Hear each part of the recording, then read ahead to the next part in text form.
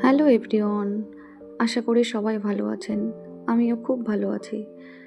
সকলকে আমার আন্তরিক ভালোবাসা ও অভিনন্দন জানিয়ে শুরু করছি আমার নতুন ইউটিউব চ্যানেল অচেনা ভালোবাসার ঠিকানা। লেখিকা SM কণ্ঠে পিবি, পরিবেশনায় লেসবিয়ান প্রেমের অন্য রূপ। দ্বিতীয় পর্বে বন্ধুত্ব শুরু হলো। সকালবেলা ঘুম ভাঙতেই রূপার চোখ গেল ফোনের দিকে।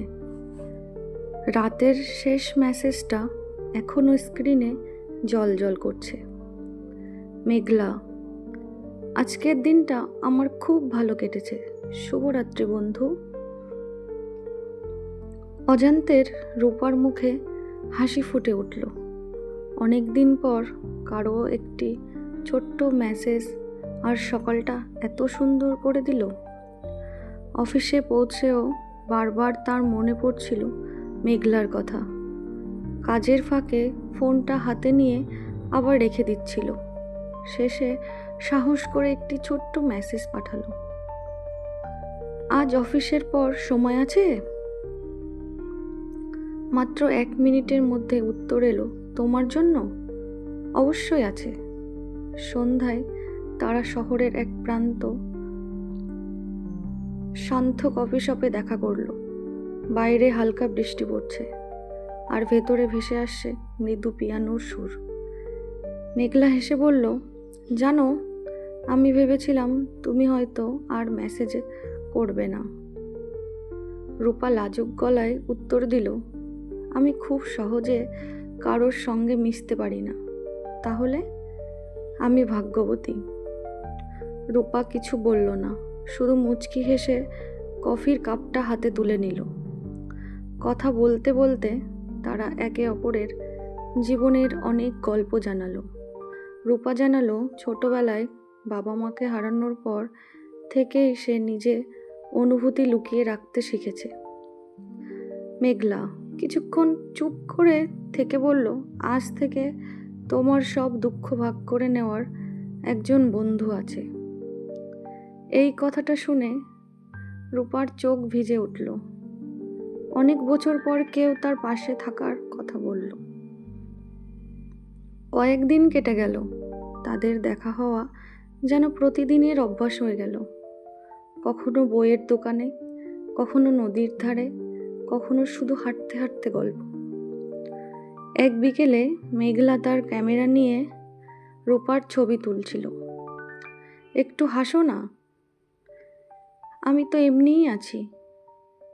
না, তোমার আসল হাসিটা এখনো দেখিনি।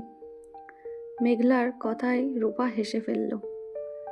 ঠিক সেই মুহূর্তে ক্যামেরার শাটার চাপল। এই তো, এটাই সবচেয়ে সুন্দর ছবি। রূপা ছবিটা দেখে অবাক হয়ে গেল। সে নিজেকে এত সুন্দর আগে কখনো দেখেনি। সন্ধ্যা ঘনিয়ে এলে তারা নদীর ধারে বসে সূর্যাস্ত দেখছিল। হঠাৎ মেঘলার ফোনে একটি কল এলো। স্ক্রিনে ভেসে উঠল একটি নাম। মেঘলার মুখের হাসি মুহূর্তেই মিলিয়ে গেল। সে কলটা কেটে দিল। রূপা অবাক হয়ে জিজ্ঞাসা করল, কি হয়েছে? মেঘলা কিছুক্ষণ চুপ থেকে বলল, অতীত মাঝে মাঝে ফিরে আসতে চায়। রূপা আর কিছু জিজ্ঞাসা করল না, কিন্তু তার মনে এক অদ্ভুত প্রশ্ন নিল। মেঘলার অতীতে এমন কি আছে যা আজও তাকে কষ্ট দেয়? ঠিক তখনই আবার ফোনটা বেজে উঠল। এইবার মেঘলা স্ক্রিনের দিকে তাকিয়ে ফিস ফিস করে বলল, ও আবার কেন ফিরল?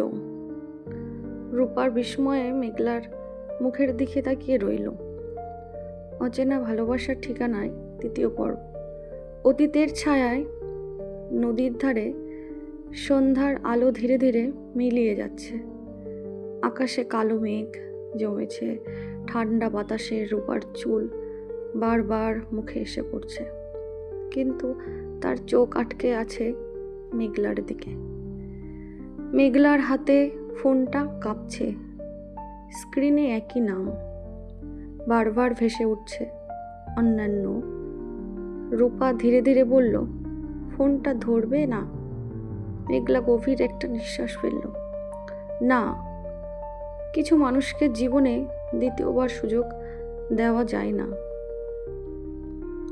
ঠিক তখনই ফোনটা আবার বেজে উঠল।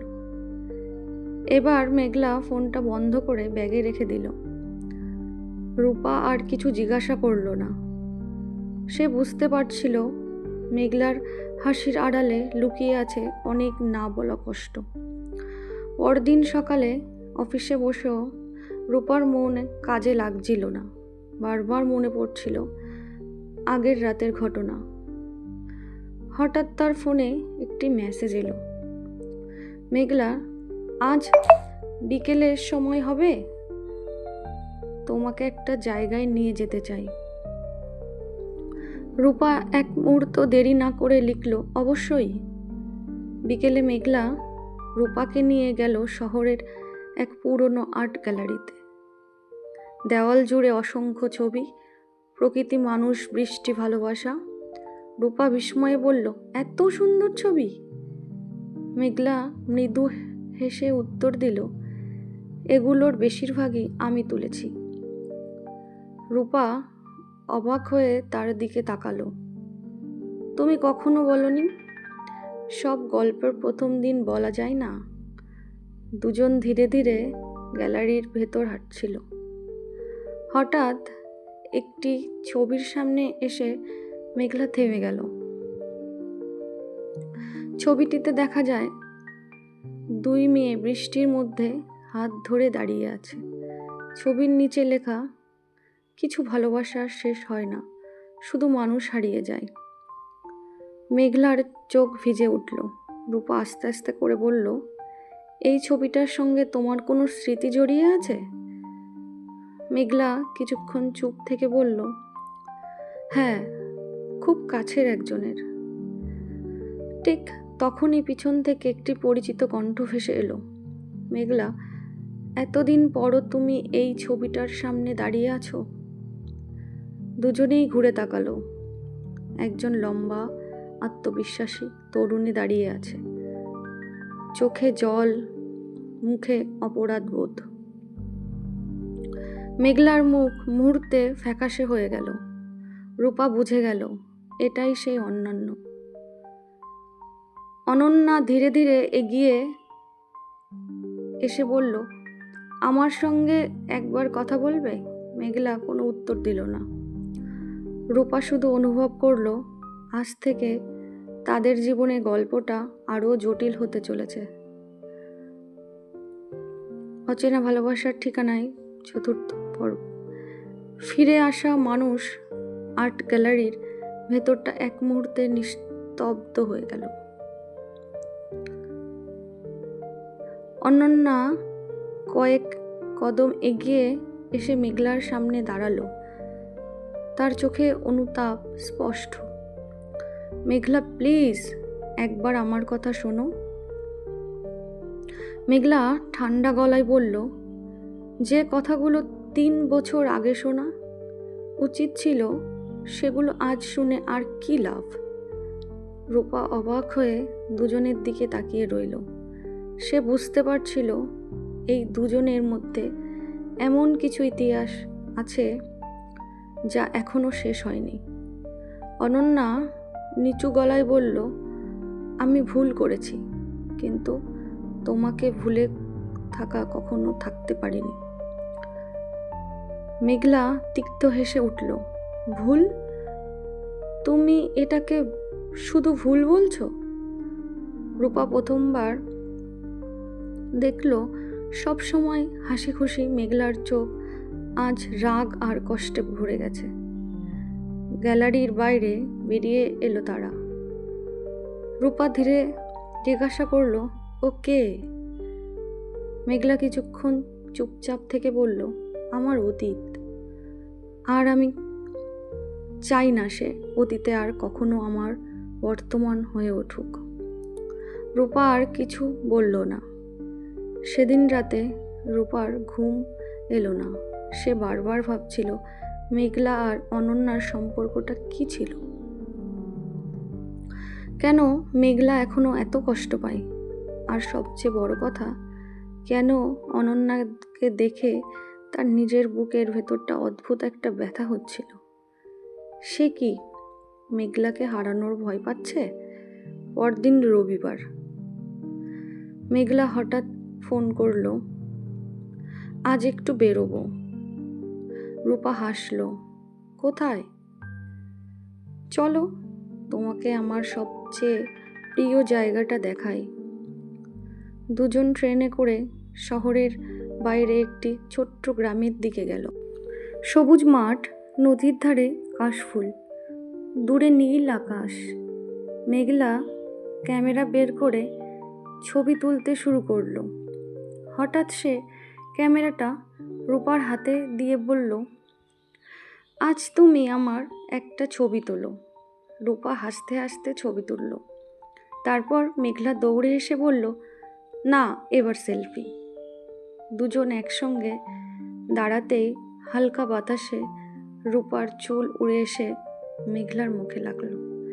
কয়েক সেকেন্ড দুজনের চোখ একে অপরের চোখে আটকে রইল। সময় যেন থমকে গেল। ঠিক তখনই মেঘলার ফোনে আবার একটি মেসেজ এলো। সে স্ক্রিনের দিকে তাকিয়ে মুখটা গম্ভীর করে ফেলল। রূপা বলল, আবার অনন্যা? মেঘলা মাথা নাড়ালো। মেসেজে শুধু একটি লাইন লেখা, আমি সব সত্যিটা রূপাকে বলে দেব। মেঘলার হাত কেঁপে উঠল। রূপা অবাক হয়ে জিজ্ঞাসা করল, কোন সত্যি? মেঘলা উত্তর দিতে পারল না। দূরে হঠাৎ কালো মেঘে আকাশ ঢেকে গেল। রূপা অনুভব করল তাদের সুন্দর সম্পর্কের ওপরও যেন একটা ঝড় নেমে আসছে। অচেনা ভালোবাসার ঠিকানায় ৫ম পর্ব। অজানা সত্য। গ্রামের পথ ধরে দুজন ধীরে ধীরে হাঁটছিল। চারপাশে কাশফুল দুলছে, আকাশে জমছে কালো মেঘ, কিন্তু প্রকৃতির সেই সৌন্দর্যেও যেন মেঘলার মুখের দুশ্চিন্তা ঢাকতে পারছিল না। রূপা চুপচাপ তার পাশে হাঁটছিল। কিছুক্ষণ পর সে আস্তে করে বলল, তুমি চাইলে আমাকে বলতে পারো, আমি শুনবো।